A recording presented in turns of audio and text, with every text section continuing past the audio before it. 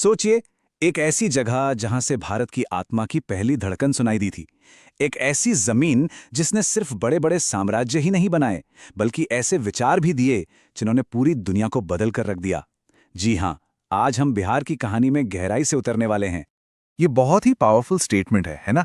और सच कहूं तो यही हमारी आज की पड़ताल का सेंट्रल आइडिया भी है, क्योंकि बिहार की कहानी असल में भारत की अपनी कहानी का एक बहुत ही जरूरी हिस्सा है। तो ये सिर्फ एक कहने की बात तो नहीं हो सकती, सही कहा ना?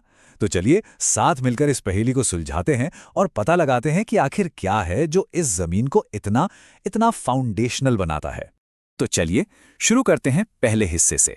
और इसके लिए हमें चलना होगा समय में बहुत पीछे, उस दौर में जब बिहार प्राचीन भारत का पॉलिटिकल सेंटर हुआ करता था।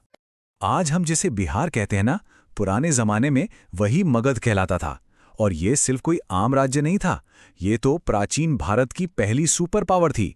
सोचिए, गंगा के उपजाऊ मैदान, लोहे के बड़े बड़े भंडार, इन्हीं सब वजहों से ये एक ऐसा पावर सेंटर बन गया जहां से एक के बाद एक विशाल साम्राज्यों ने जन्म लिया। और यहां से जो राजवंशों का सिलसिला शुरू हुआ वो तो बस कमाल ही था।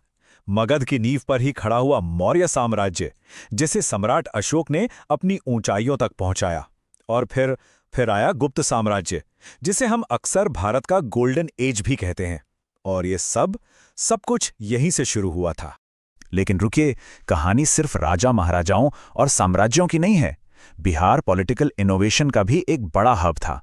जरा सोचिए, उस जमाने में जब दुनिया के ज्यादातर हिस्सों में राजाओं का राज था, तब बिहार में वैशाली गणराज्य था, जिसे दुनिया की सबसे पहली डेमोक्रेसीज में से एक माना जाता है। मतलब उस वक्त के हिसाब से ये एक रेवोल्यूशनरी आइडिया था। तो अब पॉलिटिकल पावर से आगे बढ़कर बात करते हैं बिहार के उस रूप की जिसने इसे ज्ञान और आध्यात्मिकता का एक ग्लोबल सेंटर बना दिया। ये वो जमीन है जहां से दुनिया के दो बड़े धर्मों की शुरुआत हुई।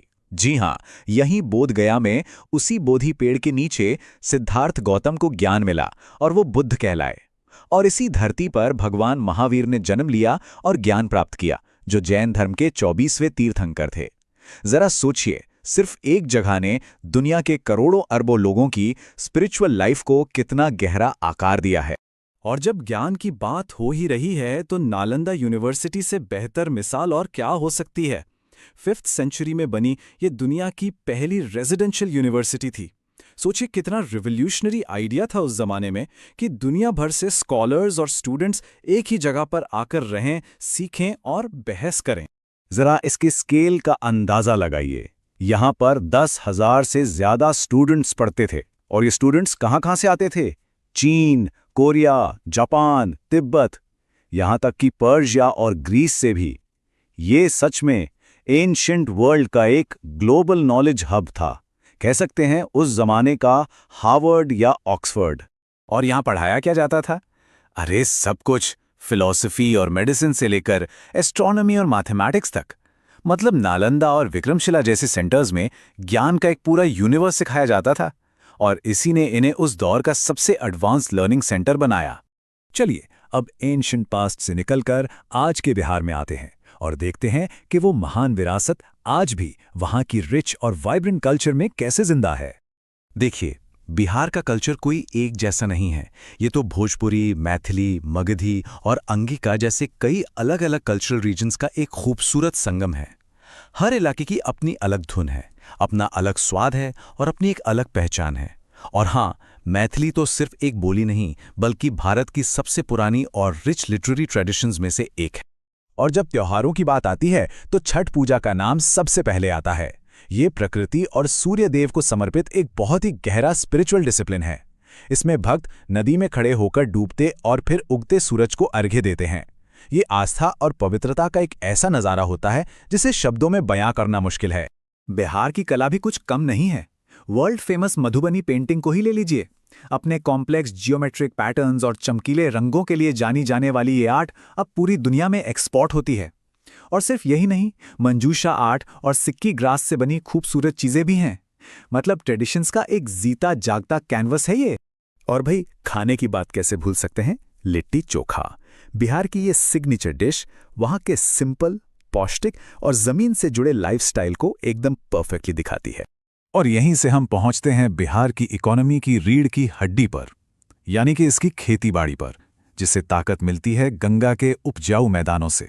गंगा के इन उपजाऊ मैदानों की वजह से ही बिहार भारत के सबसे बड़े एग्रीकल्चरल पावर हाउसेज में से एक है। यहाँ चावल, गेहूं, गन्ना, दालें, ये सब कुछ उगता है और ये फसलें देश की फूड सिक्योरिटी के लिए कितनी ज़रूरी हैं, इसका अंदाज़ा लगाना भी मुश्किल है। लेकिन कुछ चीजों में तो बिहार का कोई जवाब ही नहीं। क्या आप जानते हैं कि पूरे भारत में सबसे ज्यादा लीची और मखाना, जिसे फॉक्स नट्स भी कहते हैं, यहीं पर होता है? जी हां, बिहार इसमें नंबर 1 है। ये दिखाता है कि यहाँ की एग्रीकल्चरल एक्सपर्टीज कितनी जबरदस्त है। तो चलिए अब आखिरी हिस्से पर आते हैं और देखते हैं कि आज का मॉडर्न बिहार अपनी शानदार विरासत को दोबारा कैसे अपना रहा है और एक डायनामिक फ्यूचर की तरफ कैसे बढ़ रहा है। ज्ञान की वो पुरानी विरासत आज भी जिंदा है। आज बिहार में IIT पटना, NIT पटना और एम्स पटना जैसे टॉप क्लास मॉडर्न इंस्टीट्यूशंस हैं।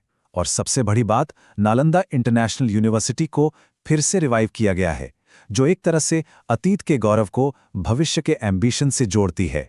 और हाँ, खेती तो आज भी बहुत इंपॉर्टेंट है, लेकिन अब इकोनॉमी तेजी से डाइवर्सिफाई हो रही है। अब बात सिर्फ खेती तक सीमित नहीं है। स्टार्टअप्स, IT सर्विसेज और रिन्यूएबल एनर्जी जैसे मॉडर्न सेक्टर्स में भी एक जबरदस्त ग्रोथ देखने को मिल रही है।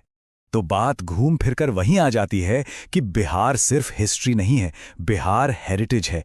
मतलब इसका अतीत कोई भूली बिसरी बात नहीं, बल्कि इसके आज और आने वाले कल का एक जीता जागता धड़कता हुआ हिस्सा है, जो इसे आगे बढ़ने की प्रेरणा दे रहा है। तो हम आपको इसी सवाल के साथ छोड़े जाते हैं कि जब ये प्राचीन धरती एक मॉडर्न रीअवेकनिंग के साथ फिर से जाग रही है, तो इसका अगला चैप्टर, इसका अगला अध्याय दुनिया को क्या सिखाएगा। क्योंकि हिस्ट्री ने हमें एक बात तो सिखाई है कि जब बिहार बोलता है तो दुनिया सुनती है। अब बस इंतजार है ये देखने का कि आगे